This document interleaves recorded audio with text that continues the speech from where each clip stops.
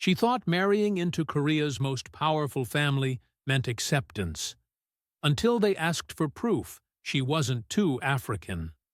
I know this is Hana so hard, stood but before the mirror I in her have to Seoul say it. apartment, mouthing the words she'd memorized, her lips forming syllables that felt rehearsed, yet fragile.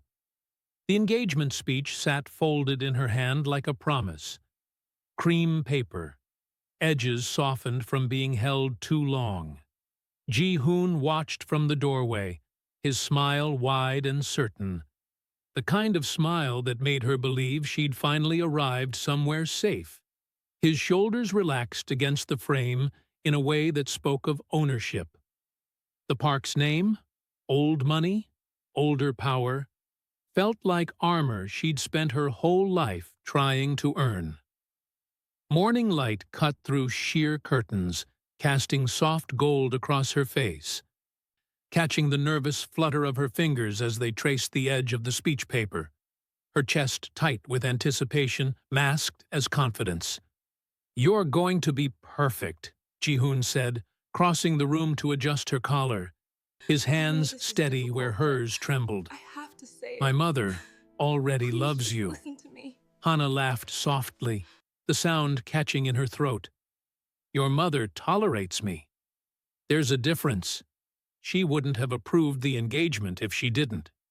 His hand lingered on her shoulder, warm and possessive. "Trust me. This is your life now."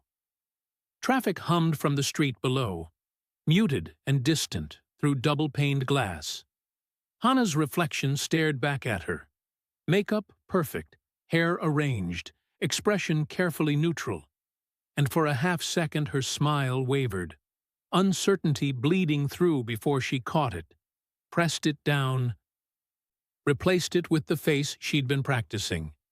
She believed love had finally chosen her, but she hadn't yet read what love required. Amina arrived 2 hours early, the way mothers do when they sense their daughters need steadying, her footsteps quick and purposeful on the apartment stairs. She filled Hana's apartment with warmth, Kenyan music playing from her phone, the scent of cardamom tea steaming on the counter, her laughter rolling through rooms that had felt too quiet, too carefully arranged. Hana's shoulders dropped for the first time in weeks, muscle tension releasing as her mother's presence softened the edges of everything. Then the buzzer rang, sharp, intrusive, and the air changed. "That's Ji-hoon's driver," Hana said, glancing at her phone, her thumb hovering over the screen. Kitchen fluorescents created harsh contrast against Amina's warm brown skin, throwing shadows that aged her suddenly. Amina smiled, gathering her coat with practiced efficiency, movements that spoke of having done this before. "I'll wait downstairs then. Give you space to prepare." "Mom, you don't have to." Hana's hand reached out, fingers extending, then fell back to her side, the gesture incomplete. "I know these things, sweetheart." Amina kissed her forehead, lips soft and lingering. "I've been the inconvenient guest before." The cardamom tea kettle whistled, then was abruptly silenced, Hana's hand jerking to turn off the burner. The camera holds on the two-shot as it fragments into singles, distance growing between them like a physical thing. The apartment suddenly too large. That was the first time Hana felt her mother being moved aside, gently, politely, but unmistakably, like furniture being rearranged to accommodate more important guests. The engagement announcement was held in the Park Corporation's glass-walled conference room overlooking the Han River, 40 floors up, where the city looked manageable, controllable. Investors mingled with journalists while Madam Park orchestrated introductions with surgical precision, her movements economical, each gesture calculated. Hana stood beside Ji-hoon, her speech folded in her clutch, when his mother's assistant approached with a tablet and a tight smile, the kind of smile that precedes bad news delivered politely. Overhead spots created shadows under Hana's eyes, aging her suddenly, hollowing her cheekbones. "Small revision," the assistant said, her voice barely above a whisper, leaning in with conspiratorial intimacy. "We've streamlined the family acknowledgement section. Just read from the teleprompter." Hannah glanced at the screen, her eyes scanning quickly, pupils dilating as comprehension hit. Her prepared words were there, mostly. Her father's name, Ji-hoon's family lineage, the gratitude paragraphs. But the line about Amina, about her mother who'd raised her alone in Nairobi before moving to Seoul, about the woman who'd taught her 3 languages and paid for Hagwon classes by cleaning offices at night. Gone. "Where's the part about my mother?" Hannah asked, her thumb hovering over the screen, frozen mid-scroll, tendons visible in her wrist. The assistant's smile never wavered, professional muscles locked in place. Madam Park felt the focus should remain on the union of the 2 families. You understand. The room's ambient noise, laughter, clinking glasses, the murmur of important people saying important things, became muffled, distant, as if Hannah were underwater. The cursor on the tablet blinked where words used to be, patient and accusatory. Cameras rolled, the teleprompter blinked, and in that second, Hannah had to decide who existed, her past or her future, her mother or this moment. Hannah read the revised speech, each word landing exactly as written, smooth, grateful, appropriate, her voice steady despite the tremor in her hands hidden beneath the podium. She thanked Ji-hoon's family for their warmth, their wisdom, their welcome. The words tasting like nothing, like air. She spoke of honor and tradition and the privilege of joining their legacy. Hitting every mark, every pause, performing perfectly. The room erupted in applause, a wall of sound that should have felt like victory, should have felt like arrival. But her phone vibrated against her hip. Once, twice, 3 times. Camera flashes created strobe-like bursts, disorienting and harsh, white light exploding across her retinas. "Beautiful," Madam Park said afterward, gripping Hannah's hands, her fingers cool and dry, manicured nails pressing crescents into soft skin. Her smile was porcelain perfect, not quite reaching her eyes. "You chose your words wisely." "I just read what was written," Hannah replied, her voice flat, carefully neutral. "Precisely." Madam Park's eyes held hers a moment too long, unblinking, reptilian. "You understand what's required. That's rare." The applause began to distort, stretching into something almost mechanical, individual claps blending into white noise. Hannah's hand moved to her phone, 17 missed calls from Amina, then stopped, returned to her side, fingers curling into her palm until her nails bit flesh. They clapped. Investors, journalists, Ji-hoon's entire world. But something inside Hannah went dangerously quiet.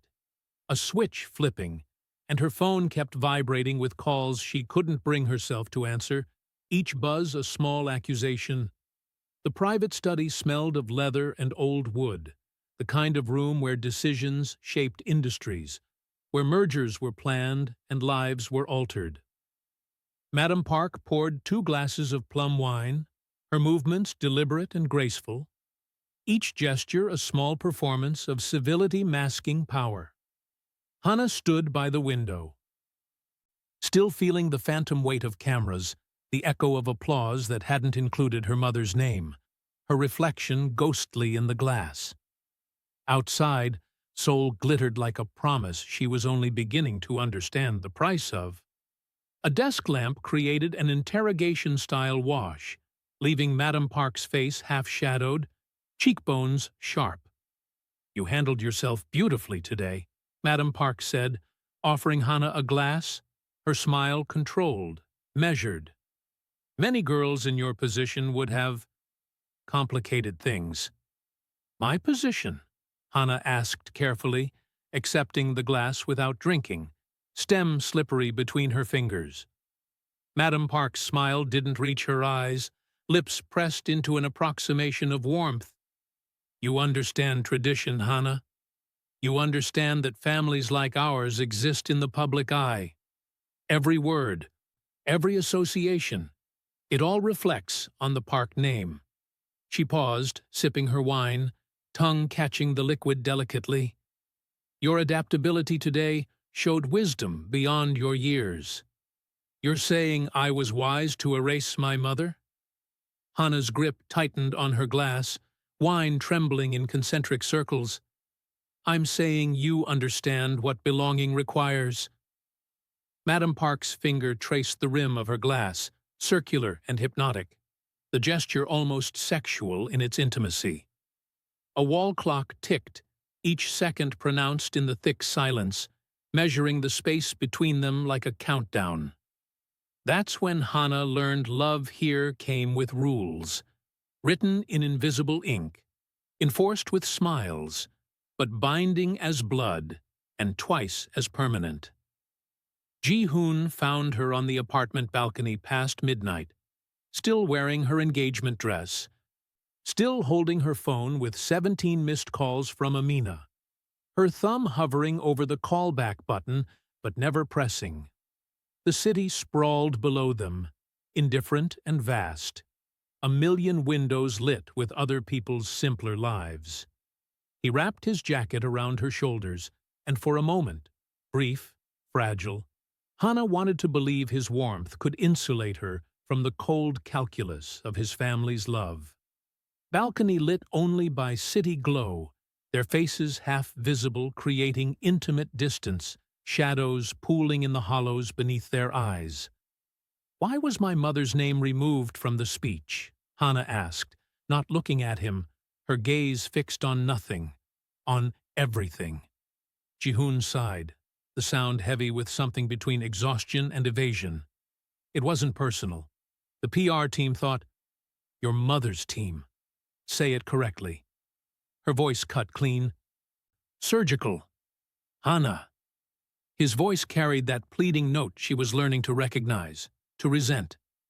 It's temporary. Once we're married, once things settle, we can acknowledge everyone properly. It's just smoothness. For now, smoothness, she repeated flatly, the word absurd in her mouth.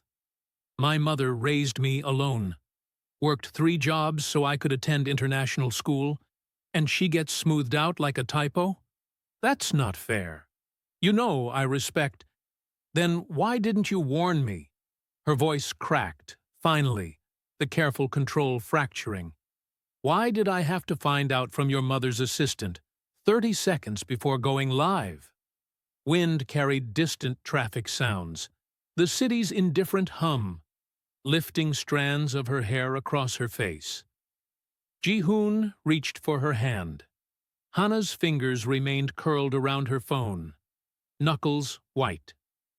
Refusing the gesture, his silence felt louder than any lie he could have told, filling the space between them like water rising, and temporary suddenly sounded like forever in a language Hana didn't speak, would never be fluent in no matter how hard she studied.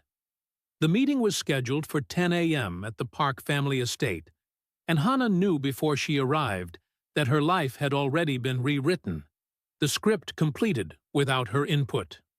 Madam Park sat behind a mahogany desk that had witnessed 3 generations of family decisions, deals sealed, marriages arranged, problems solved with money and strategy. A folder lay open before her, pages fanned like cards in a game. Hana was only now realizing she couldn't win. Ji-hoon stood by the window, his back to both of them, spine rigid. Hands clasped behind him in a posture that looked military, defeated. The morning light made him look like a stranger, features bleached and unfamiliar. Harsh overhead chandelier created stark shadows, no soft edges, nowhere to hide. We need to discuss your family registration, Madam Park began, sliding a document across the desk with 2 fingers, the gesture clinical, final. For the marriage license. Hana scanned the page, vision blurring slightly. Her name, Ji-hoon's name, birth dates, addresses. Then she saw it, the family section. Her father listed as deceased. Her mother listed under a separate category. Non-immediate relations. The words swam, rearranged themselves, but their meaning remained brutally clear. "This is wrong," Hana said, her voice smaller than she intended. "My mother is—" "Your mother is Kenyan," Madam Park interrupted. Her voice clinical, a doctor delivering terminal diagnosis. "And while we respect her role in raising you, the legal and public framework of this marriage requires clarity. Immediate family designation carries certain implications. Inheritance rights, public association, media narratives. She's my mother. That's not a narrative. It's a fact." Hana's hands were shaking now, tremors she couldn't control, spreading up her arms. Madam Park's expression didn't change, face immobile as carved stone. "Hana, you've seen the comments online, the questions about your background. Park Corporation's board has expressed concerns. Our family's reputation cannot be complicated by—" "By my black mother?" Hana's voice rose, finally, anger breaking through careful politeness. "Say it. That's what you mean." Ji-hoon finally turned from the window. His face anguished, but not surprised. He'd known, had always known. "Hana, please, just listen. Public unity requires public clarity," Madam Park continued, her tone sharpening like a blade finding its edge. "You can maintain your private relationship with her, of course, but publicly, in legal documents, in official capacities, we need you to make a choice." She leaned forward slightly, elbows on desk, hands steepled. "Deny her immediate family status and secure your future with us. Or maintain the designation and reconsider this union." A grandfather clock chimed once, marking the point of no return, the sound reverberating through Hana's chest like a death knell. Deny her mother, blood, history, the hands that raised her, the voice that sang lullabies in 3 languages, or lose everything she'd been promised. And the normal life she'd imagined evaporated like morning fog, leaving only impossible choices and the taste of something bitter on her tongue. The registry document sat on Hana's kitchen table for 3 days, untouched, but never out of sight, radiating accusation like something radioactive. Legal-sized paper, cream-colored, with the Park family seal embossed at the top. Expensive, official, irrevocable. She'd read it so many times the words had started to lose meaning, becoming abstract symbols of a choice that felt impossible, letters rearranging themselves into incomprehensible patterns. Section 3B, Family Structure and Legal Dependencies. Her mother's name, Amina Ochieng, listed under Extended Relations, non-binding. As if 28 years of love could be reclassified with a bureaucratic checkbox. Reduced to administrative convenience. Gray morning light through rain-streaked windows made everything muted and cold. Colors washed out, the apartment feeling temporary, borrowed.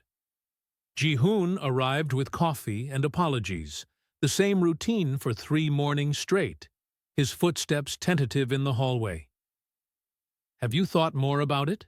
he asked, setting down the cups with excessive care, avoiding her eyes. "I've thought about nothing else." Hana traced the signature line with her finger, nail-scraping paper. A small, violent sound. "It's just ink," you said. "Just a legal formality." "It is, in every way that matters. Then why does it feel like I'm signing away who I am?" Her voice was barely above a whisper, throat tight. This paper says my mother doesn't count. How is that a formality? Ji-hoon sat across from her, the table between them a gulf, his expression pained but determined. It's not about her not counting. It's about structure. My family needs clean lines, Hana. No ambiguity for the media, no openings for attacks. Attacks on what? Her blackness? Her poverty? Which part of my mother is too dangerous for your family's clean lines? Her hand pressed flat on the document, as if holding something down or holding herself up, palm damp against paper. Rain pattered steadily outside, each drop distinct in the silence between words, nature's metronome marking time they were wasting. It was just ink, just paper, just a signature, until it became the price of admission to a life that suddenly felt like a beautifully appointed prison with locks on the inside. Amina arrived with groceries and her reading glasses, the ones she wore when she was trying to appear casual but was actually studying something carefully, frames slightly crooked on her nose. She unpacked vegetables for soup, moving through Hana's kitchen, with the muscle memory of having done this 1,000 times. Knife from the second drawer, cutting board from beside the sink. Rhythm automatic. But her hands were slower today, more deliberate, each movement weighted with unspoken questions. Kitchen pendant lights created warm pools, but shadows gathered in corners, waiting. "You've been quiet," Amina said, not looking up from the cutting board, knife moving through carrots with measured precision. "Even your texts feel different, shorter." "Just wedding stress, Mama." "The planning is—" Hana busied herself with non-existent tasks, wiping already clean counters, rearranging items that didn't need arranging. "Don't." Amina set down the knife, the sound sharp against bamboo, finally meeting her daughter's eyes. "Don't do that. I taught you better than to lie badly." She wiped her hands on a towel, movements slow, giving Hana space to speak. "Something happened at the announcement. I saw your face when you were speaking. You looked lost." Hana felt her throat tighten, muscles constricting. "It was fine. Everything went perfectly. You didn't mention me." The words hung there, simple and devastating, filling the kitchen with their weight. In the speech. I watched it 3 times, thinking maybe I missed it. Maybe the translation was wrong. "But you didn't say my name, baby. Not once. They had me read from a script. I know you didn't write it." Amina's voice was gentle, which somehow made it worse. Made it cut deeper. "That's not what I'm asking. I'm asking if you want to tell me what they're asking you to give up." The knife against the cutting board had stopped, creating accusatory silence, and Hana turned away, her shoulders curling inward defensively, body language screaming what her mouth couldn't say.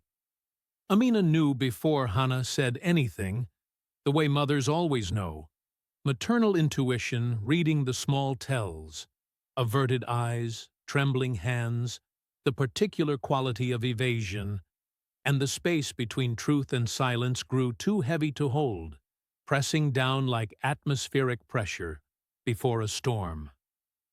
Ji-hoon took Hana to the Han River at sunset, to the spot where he'd first told her he loved her 6 months ago, grass worn from their bodies having sat there counting stars. The gesture felt calculated now, like he was trying to invoke muscle memory. If we stand here, if the light hits her face this way, maybe she'll remember why she said yes. He held both her hands and spoke with the earnestness of someone trying to convince himself as much as her, eyes searching hers for agreement, for surrender. Golden hour light created false warmth, everything too beautiful to be trusted, shadows lengthening like lies. "This doesn't change how I feel about you," Ji-hoon said, grip tightening around her fingers. "You know that, right? The registry thing? It's paperwork. It's not real life. Then why does it feel like you're asking me to choose between you and her?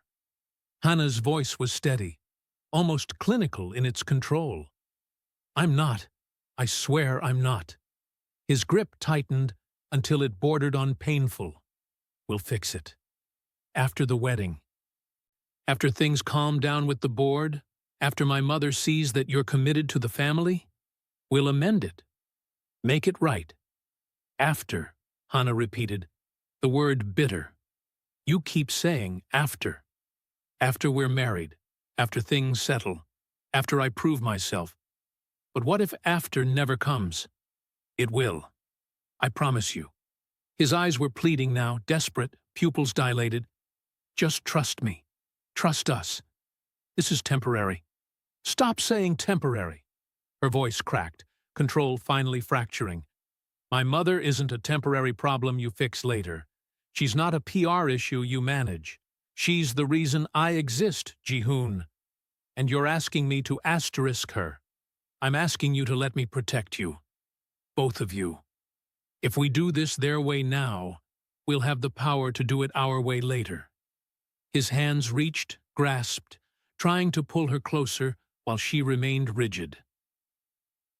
River water lapped against concrete, constant and indifferent to human drama. The same sound it made 1,000 years ago would make 1,000 years from now. Love revealed its conditions, and forever started to sound like a deadline she'd never meet. A payment plan with interest compounding faster than she could pay. And Ji-hoon's promises felt like checks written against an account that would always be overdrawn. Hannah signed the registry at 3 in the morning, alone in her apartment, with a pen Ji-hoon had left behind. Expensive, monogrammed, designed for important documents. Her hand moved almost independently from her brain, muscle memory from years of signing documents, school forms, lease agreements, job contracts. This was just another paper, just another signature. The lie almost worked, almost convinced her. Pre-dawn darkness surrounded her, only the phone screen illuminating her face in blue-white, making her look corpse-like, already dead. She photographed the signed page and sent it to Madam Park's assistant. The reply came in seconds. Wedding preparations will proceed. Thank you for your cooperation. The next morning, Hannah called her mother, hands shaking so badly she nearly dropped the phone twice. Mama, I need to tell you something. I already know, Amina said quietly, her voice carrying that particular resignation of the unsurprised. I booked a flight home. Back to Nairobi. What? No. Why would you? Hannah's free hand pressed against her mouth, holding back sounds that wanted to escape, sobs building in her chest. Because you're going to marry into that family, and they've made it clear where I fit, or don't fit. There was no anger in Amina's voice, which made it infinitely worse, just tired acceptance. I won't make things harder for you, baby. I've never wanted to be your burden. You're not a burden. Mama, please. I love you enough to step back, Amina said, and Hannah could hear her mother crying now, small sounds quickly suppressed. Even when it breaks me, that's what mothers do. Phone static hummed between them, the sound of connections spanning impossible distance, thousands of miles reduced to crackling electricity, and Hannah stared at the signed document, ink still slightly wet, her signature looking like someone else's handwriting, unfamiliar and damning. Hannah didn't know her mother was already leaving, already packing, already choosing erasure over being the obstacle between her daughter and the life she thought she wanted. And capitulation transformed into horror as the abstract consequence became immediate and unbearably real. The Park estate sprawled across 2 acres in Gangnam, a compound of glass and stone that looked like an architectural magazine come to life. every angle photographed and published. Hannah moved into the West Wing 3 weeks before the wedding, tradition demanding the bride acclimate to her new home, learn its rhythms, its unspoken rules. Everything was beautiful. The marble floors polished to mirrors, the private garden with imported roses, the staff who appeared silently with tea she hadn't asked for, anticipating needs before she knew she had them. But beauty had a way of becoming oppressive when it came with eyes. Cameras in every hallway, justified as security. Red lights blinking in darkness. Staff who reported her movements to Madam Park, framed as attentiveness, noting when she woke, when she ate, who she called. Phone calls that seemed to drop whenever she mentioned her mother's name, static appearing at convenient moments. Afternoon sun through floor-to-ceiling windows created prison bar shadows across the floor, striping her body as she moved through rooms that felt vast and empty despite their luxury. "Mrs. Park asked me to remind you about the dinner with the Japanese investors tonight," said Ms. Choi, Madam Park's personal assistant, appearing in the doorway of Hannah's room like a ghost, footsteps silent on thick carpet. "She selected an appropriate dress for you. It's hanging in your closet." "I have my own dresses," Hannah said, not looking up from her phone. Another attempt to reach Amina, who'd stopped answering, each call going straight to voicemail, her mother's voice reciting the same recorded message. Of course, but Mrs. Park felt this one better represents the family aesthetic. Ms. Choi's smile was professional, impenetrable, muscles trained to hold that expression for hours. Also, she's requested you limit external calls during the transition period to help you focus on integration. Integration?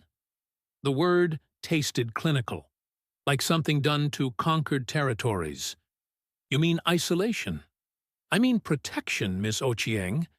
The media is quite interested in you. Every word, every image. It reflects on all of us now." Ms. Choi checked her tablet, stylus tapping against glass. "Your etiquette session begins in 20 minutes. The instructor is waiting in the East Salon." Footsteps echoed on marble throughout the house, multiple sets. Impossible to track who was where, the estate alive with invisible witnesses, and Hannah's fingers gripped her phone like a lifeline, knuckles white, the only thing connecting her to a world outside these walls. Security started to feel like a cage, each courtesy a lock clicking into place, and Hannah realized she'd walked into the estate freely, but might not be able to leave the same way. The golden bars becoming visible only after she was already inside. The blog post appeared on a Tuesday, uploaded by an anonymous account that had clearly done research, the kind of thorough investigation that required resources, maybe payment, receipts, photos, immigration records. Someone had traced Hannah's entire history like a detective building a case. Her mother's work visa with its cramped bureaucratic language. The apartment in Itaewon where they'd lived before Hannah got her scholarship, small rooms photographed from the street, photos of Amina at a church service, her head wrapped in colorful fabric, looking undeniably, unapologetically African, her skin dark and beautiful and wrong in all the ways Korean society noticed. The headline, "Park Dynasty Heir Marrying Down. Future Daughter-in-Law's Hidden Immigrant Background Revealed." Within 4 hours, it had 60,000 shares, the number climbing as Hannah watched, refreshing compulsively. Madam Park summoned Hannah to her office, the same mahogany desk, but this time anger replaced clinical precision. Jaw tight, movements sharp. "Who did you tell?" she demanded, her tablet displaying the blog post, comments scrolling endlessly. "Who has access to these photographs?" "I didn't tell anyone anything." "Those are public records."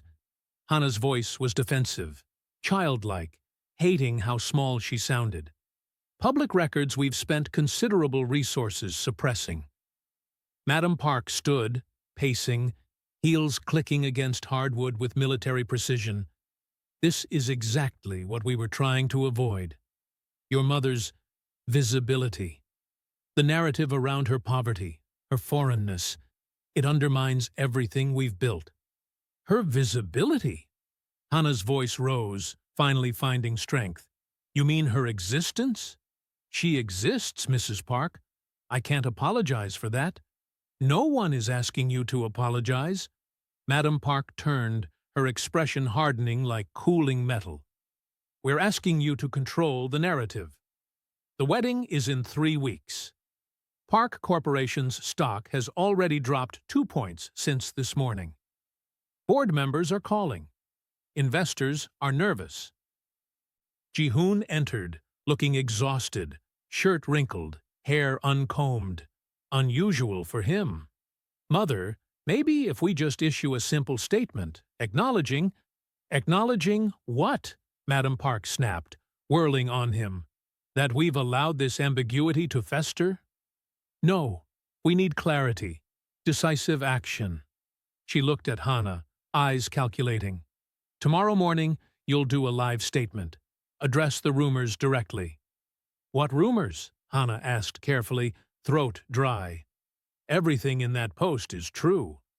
Then we'll reframe the truth, Madam Park said, as if this were obvious, as if truth were infinitely malleable. Make it clear that while you respect the woman who raised you, she's not your legal mother. Explain the adoption circumstances, the cultural differences. I wasn't adopted. She's my biological mother. The silence that followed was arctic. Temperature dropping 10 degrees, and computer screens cast blue glare throughout the room, making everyone look ill, technological and cold. Madam Park's eyes narrowed with the expression of someone recalculating odds, running new numbers. And Hannah understood that the scandal wasn't her mother's existence. It was her refusal to lie about it, to smooth it over, to make it palatable for board meetings and investor calls. They prepared her like a product being launched, assembly line efficiency applied to human transformation. Hair and makeup at 6 a.m. A team of 5 people working in synchronized silence, transforming her into someone who looked like Hannah, but moved with rehearsed precision. Every gesture calculated. The statement had been written by the Park family's crisis management firm. 3 paragraphs of carefully calibrated language that mentioned deep respect for the woman who raised me while subtly implying Amina was something other than her mother. A caretaker. A guardian figure. Language that created distance without technically lying. Legalese masquerading as family history. Ring lights created artificial brightness, washing out natural skin tones, clinical and sterile, the kind of light used in operating rooms. Just read it exactly as written, said the PR director. A woman named Kim, who'd managed scandals for 3 presidential campaigns, her voice carrying the board efficiency of someone who'd seen worse. Eye contact with the camera. Speak slowly. Project confidence, not defensiveness. Hannah stared at the script, words blurring. This says my mother served as a maternal figure during my formative years. She didn't serve as anything. She is my mother. The word is creates legal implications we're trying to avoid, Kim replied smoothly, not even looking up from her tablet. Past tense is cleaner. Cleaner, Hannah repeated. The word absurd, obscene. You're putting my mother in past tense while she's still alive. Ji-hoon sat beside her, his hand finding hers under the table, grip desperate, sweaty. Baby, please, just get through this. Then we can breathe. Then we can figure out the rest. The rest of what? The rest of my life pretending I hatched from an egg? Her jaw clenched and released repeatedly. The only betrayal of emotion, under perfect makeup. "The rest of dealing with this privately instead of publicly," he said, his voice strained, cracking slightly.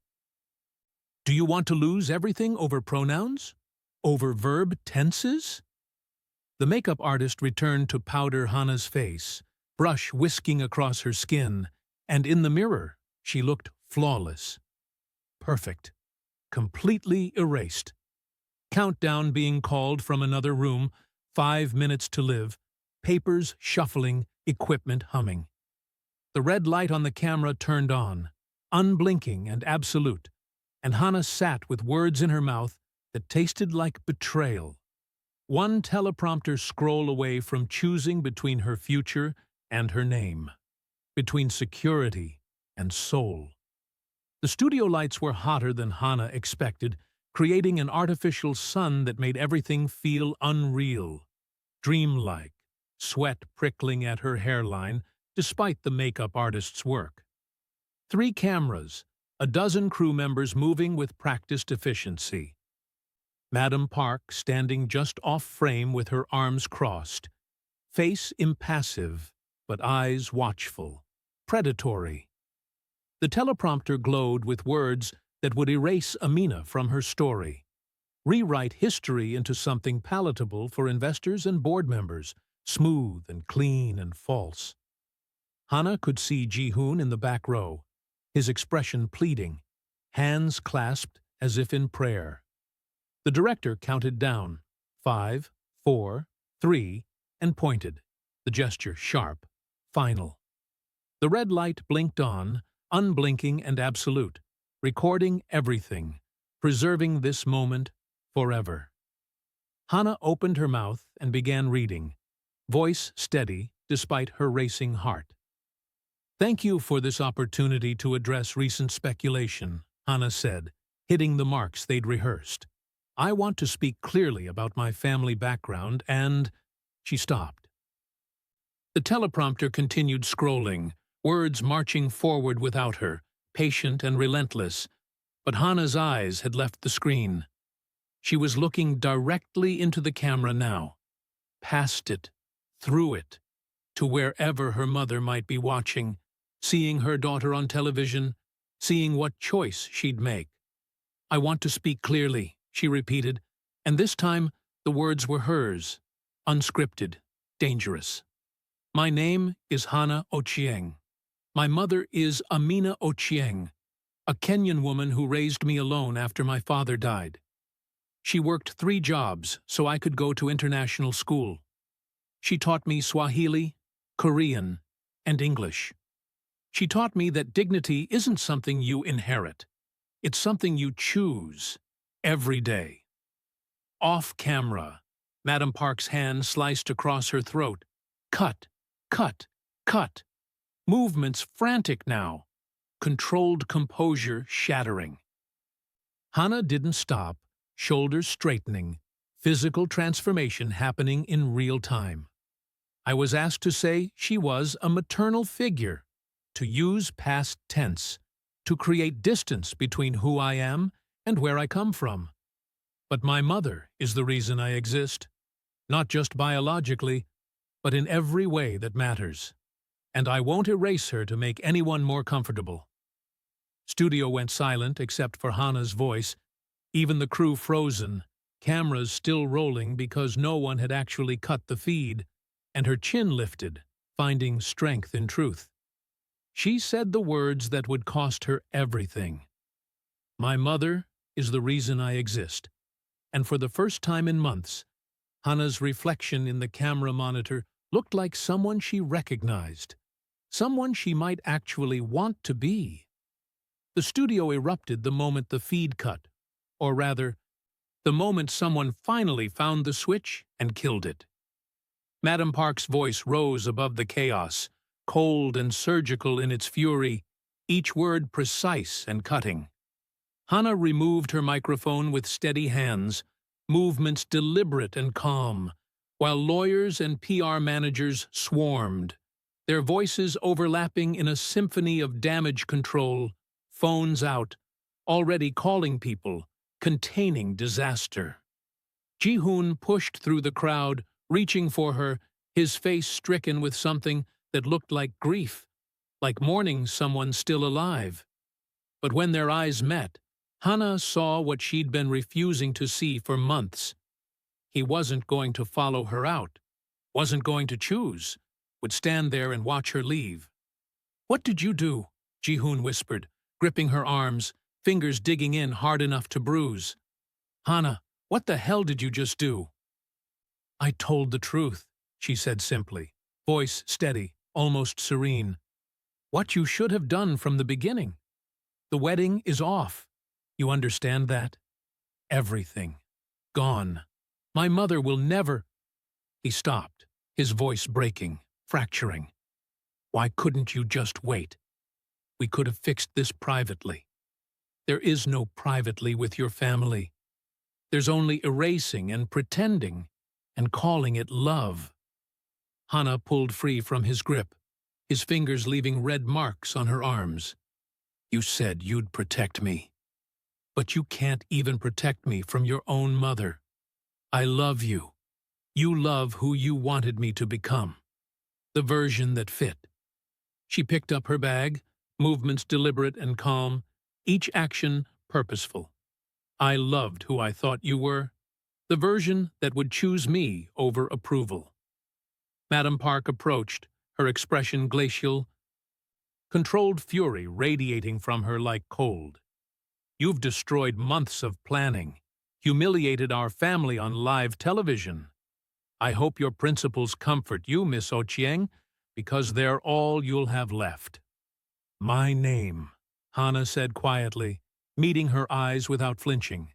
"And my mother. That's more than enough." Harsh fluorescence eliminated every shadow, nowhere to hide, and handheld cameras captured the chaos, documentary style, while Hana walked toward the exit, past crew members who parted for her like water, and Ji-hoon reached but didn't follow, hand extending but feet staying planted, and that gesture, or lack of gesture, told her everything she needed to know. The marriage was cancelled, the deals collapsed, and Ji-hoon stood in the wreckage of his mother's expectations watching Hana walk away. And he let her go, choosing exactly what she knew he would, what he'd always been going to choose.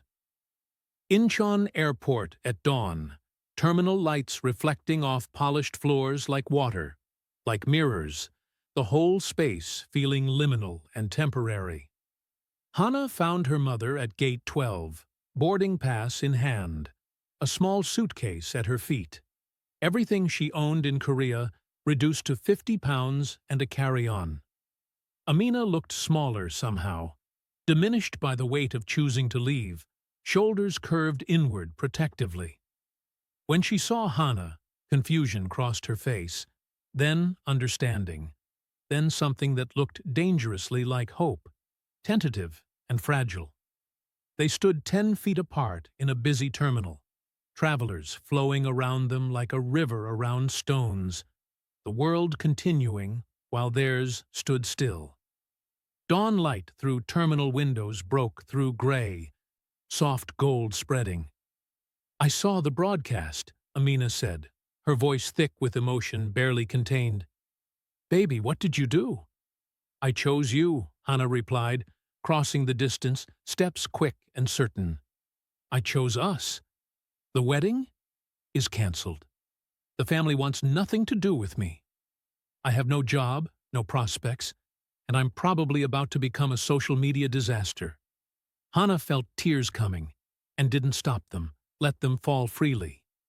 "But I have my name, and I have you, if you'll still have me." Amina pulled her into a hug that smelled like cocoa butter and home, like childhood and safety, and unconditional acceptance, arms wrapping tight enough to hurt, tight enough to heal. "Oh, my girl, my brave, foolish girl. Of course I'll have you. Always." She held Hana at arm's length, studying her face with mother's eyes that saw everything. "But are you sure?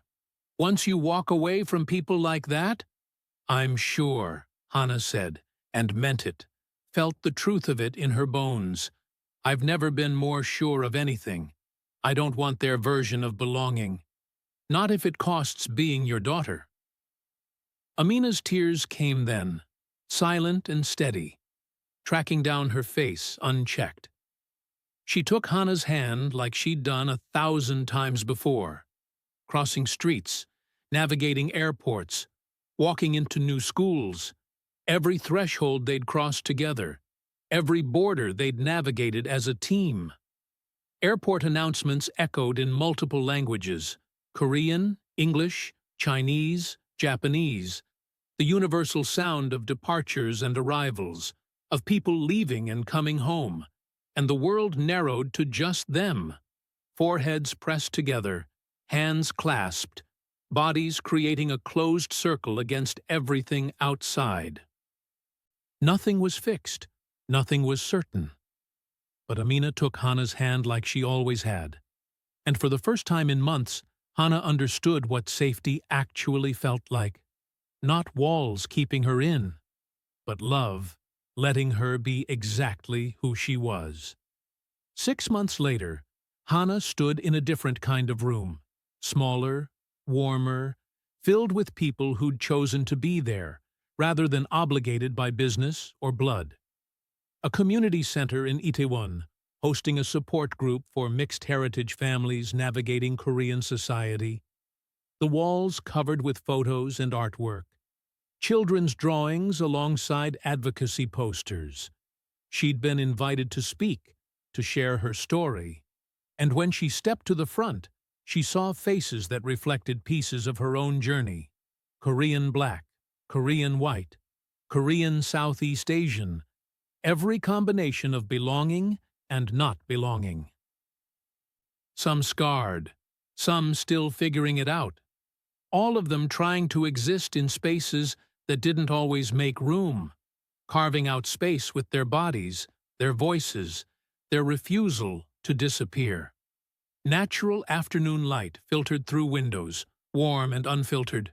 No artifice, no staging. "My name is Hannah Ochieng," she began, and the words landed differently now. Not an apology, not a compromise, not a negotiation. Just fact, just truth. "My mother is Amina Ochieng, and she's the strongest person I know. For a long time, I thought I had to choose between honoring her and having a future in this country. I thought belonging meant erasure." She paused, finding Amina in the back row, her mother's eyes bright with pride, with recognition, with love that asked for nothing in return. "I was wrong. Belonging doesn't mean making yourself smaller. It means finding your people, or building your community when you can't find it. It means saying your full name and not apologizing for the space it takes up." Hannah smiled, feeling the weight of the past 6 months, the struggle, the uncertainty, the slow rebuilding of a life on her own terms, without compromise. "I lost a lot when I chose truth over comfort. But I gained something more valuable. I gained myself back."